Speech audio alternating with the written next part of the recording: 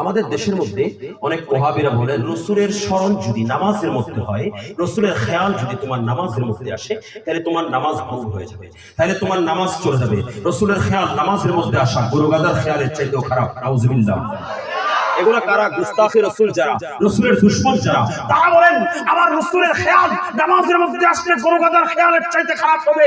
এই সমস্ত বন্ধুদেরকে আমি প্রশ্ন করব, তুমি যখন নামাজের নিয়ত করেছো, তুমি সর্বপ্রথম সারা পাঠ করেছো, সারা পাঠ করার পর তুমি আউযু বিল্লাহি মিনাশ শাইতানির রাজিম বলে তুমি সর্বপ্রথম শয়তান থেকে, ইবলিস থেকে আল্লাহর কাছে পানা চেয়েছো। আমার ভাইরা, ইবলিস থেকে যখন পানা চাইবে তখন নিশ্চয়ই তার অন্তরের মধ্যে এটাই আসবে, ইবলিস থেকে পানা চাচ্ছি কারণ সে আমাদের দুশমন, ইবলিস থেকে পানা চাচ্ছি কারণ সে লাঈন, ইবলিস থেকে পানা চাচ্ছি কারণ সে অভিশপ্ত, ইবলিস থেকে পানা চাচ্ছি কারণ সে আমাদের দুশমন, ইবলিস থেকে পানা চাচ্ছি কারণ সে মানব জাতির দুশমন। আল্লাহ তার থেকে বেঁচে থাকতে বলেছেন, সেজন্য আমরা আল্লাহর কাছে পানা চাচ্ছি।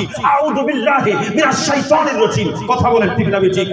ইবলিসের খেয়াল যদি আপনার অন্তরের মধ্যে আসতে পারে, রাসূলের খেয়াল আসলে আপনার নামাজ ভেঙে যাবে। ইবলিসের খেয়াল আমাদেরও নামাজ ভাঙে না, কিন্তু যারা ফতোয়া দেয় আমার রাসূলের বিরুদ্ধে, রাসূলের খেয়াল আসলে নামাজ ভেঙে যাবে বলে, আমি বলি তোমরা ইবলিসের খেয়াল করতে থাকো, কারণ তোমরা ইবলিসের সন্তান। আমাদের নামাজ আমার রাসূলের স্মরণ ভাঙে না, বরং আমাদের নামাজ পাকা হয়ে যায়।